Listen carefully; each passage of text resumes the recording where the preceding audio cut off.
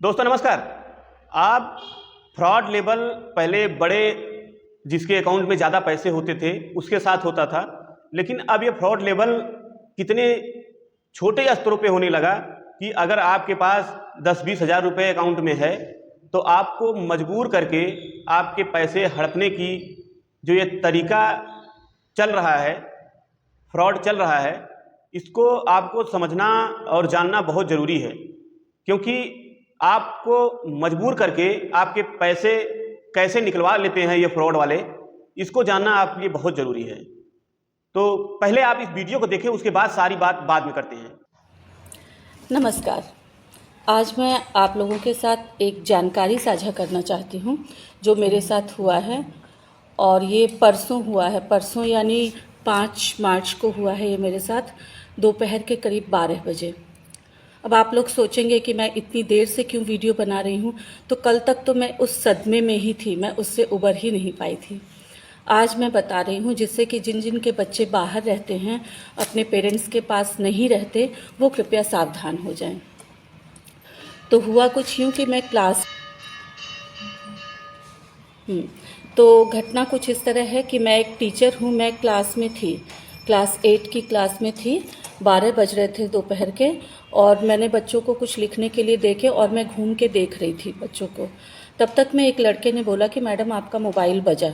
मैंने मोबाइल उठाया तो उसने पहले मेरे हस्बैंड का नाम लिया कि आप मिस्टर राजेश कुमार की वाइफ बोल रही हैं। मैंने कहा हाँ।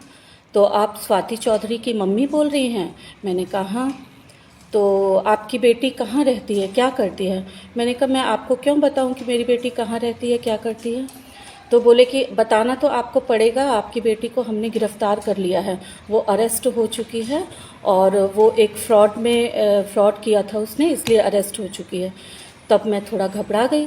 मैंने पूछा कि क्या फ्रॉड किया उसने?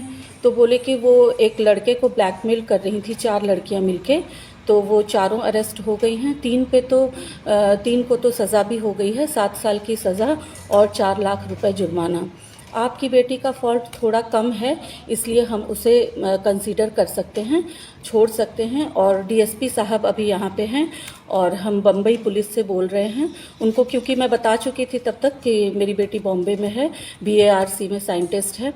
तो उन्होंने बोला कि हम बॉम्बे पुलिस से बोल रहे हैं और यहाँ पे डीएसपी सर बैठे हुए हैं, एक मैडम हैं, उनसे हमने रिक्वेस्ट की है, हम आपकी बेटी को छोड़ सकते हैं। अब चूँकि मेरी बेटी अरेस्ट हो चुकी, इतना सुनते ही मुझे लग रहा था कि फ्रॉड हो रहा है मेरे साथ, लेकिन फिर भी मैं बहुत घबरा गई। फिर मैंने बोला कि आप मेरी बेटी से बात करवा सकते हैं मेरी? तो उन्होंने बात भी करवाई, और बात करवाने के दौरान उन्होंने मेरी बेटी की जो आवाज़ सुनाई वो बिल्कुल हूबहू मेरी बेटी की ही आवाज़ थी। और वो बोल रही थी कि मम्मी मुझे बचा लो, मम्मी हमने कुछ नहीं किया, इन लोगों ने मुझे फंसा दिया, मम्मी इस बार बचा लो प्लीज़। तो मैं बहुत ज़्यादा घबरा गई। फिर मैंने कहा कि अच्छा बताइए अब इसको बचाने के लिए क्या करना होगा? तो उन्होंने कहा कि आपको थोड़ा खर्चे पानी का इंतज़ाम करना होगा। मैंने कहा कितना पैसा? तो बोले कि 60,000 आपको देना होगा।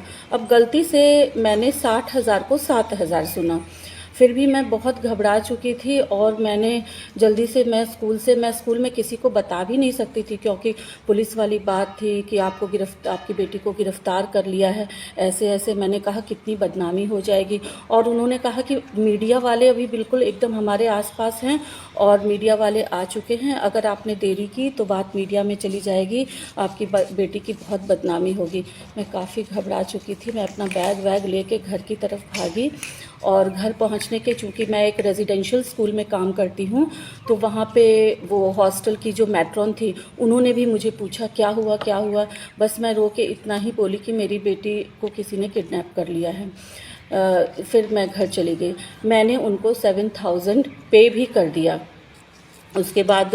और वो लोग मुझे ना तो, क्योंकि इस दौरान जब मैं जा रही थी घर, तो मेरे में जो साथ काम करने वाली हैं, TGT SST मैडम और TGT इंग्लिश मैडम, इन लोगों ने मुझे एकदम बदहवास सा जो जाते हुए देखा, तो मुझे बार बार फ़ोन करने लगी, मैसेज किया कि एवरीथिंग इज़ ओके। लेकिन मैं उनको बोल रही हूँ कि मेरा फ़ोन आ रहा है, मैं क्या फ़ोन रिसीव करूँ? उन्होंने बिल्कुल मना कर दिया कि ना तो आप अभी कोई फ़ोन कॉल रिसीव कर सकती हैं, और ना ही फ़ोन काटिएगा, क्योंकि अगर आपने ऐसा किया तो हम मीडिया वालों में तुरंत दे देंगे, आपकी बेटी को हम बचा नहीं पाएंगे। और वो लोग बार बार कसम खा रहे थे, बहना इसकी कसम, उसकी कसम, माता रानी की कसम, काली माता की कसम, तुम्हारी बेटी बिल्कुल सुरक्षित है, तुम खाली पैसे पेमेंट कर दो। मैं घबराई हुई, मैंने 7,000 पेमेंट कर दिए। उसके बाद उन लोगों ने बोला कि स्क्रीनशॉट भेजिए। मैंने कहा मुझे इतना नहीं आता है, मैं बिना फ़ोन काटे आपको कैसे स्क्रीनशॉट भेजूं। तो बोले कि उन्होंने मुझे प्रोसेस बताया कि ऐसे बैंक में जाइए और स्क्रीनशॉट भेजिए। मैंने भेज दिया। फिर उन्होंने, वो लोगों को बहुत गुस्सा आया कि 7,000 भेजा, हमने तो 60,000 कहा था। तो मैं गलती से सुन नहीं पाई थी। उन्होंने बोला 60,000 भेजिए। अब मैं और घबरा गई। मैंने बोला मेरे पास तो इतने पैसे नहीं हैं अभी। तो बोले कि आपके पास कितने पैसे हैं अभी? मैंने बोला मेरे पास तो 20,000 ही हैं। तो बोले कि ठीक है, आप और 13,000 भेजिए, उसके बाद हम सोचते हैं। तब तक में मुझे कहीं ना कहीं लग रहा था कि मेरे साथ कुछ गलत हो रहा है। तो मैंने एक पेन लिया और घर से बाहर निकल के किसी तरह से मैंने मैट्रॉन मैडम के हाथ पे अपने हस्बैंड का नंबर लिखा और उनको इशारे में बोला कि आप इनको फ़ोन करिए और बोलिए कि बेटी खतरे में है।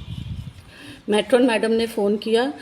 मेरे हस्बैंड ने तुरंत मेरी बेटी को फ़ोन करके कंफर्म किया, वो बिल्कुल सही सलामत थी, अपने रूम में थी। उसके बाद मैट्रॉन मैडम उन्होंने फिर से फ़ोन किया।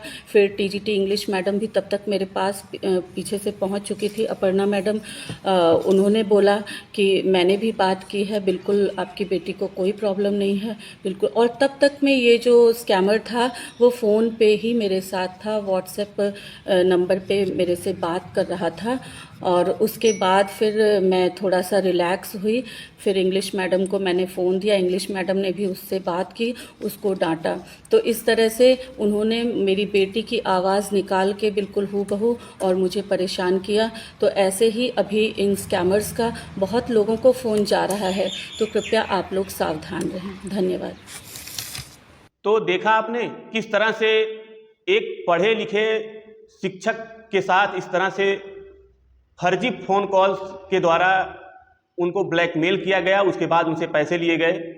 और ये उनके साथ हुआ, ये हमारे आपके साथ भी हो सकता है।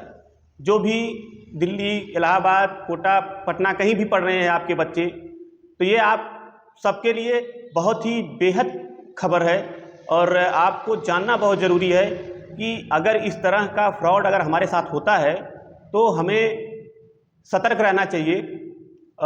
अपने, अगर आप पढ़ते नहीं हैं, आप अगर घर के गार्जियन हैं, तो ये वीडियो अपने बच्चों तक या अपने परिवारजनों के साथ, अपने दोस्तों के साथ ज़रूर शेयर करें और लोगों को बताएं कि हमारे साथ या आपके साथ इस तरह से आपको इमोशनल करके आपसे पैसे हड़प लिए जाते हैं। नमस्कार।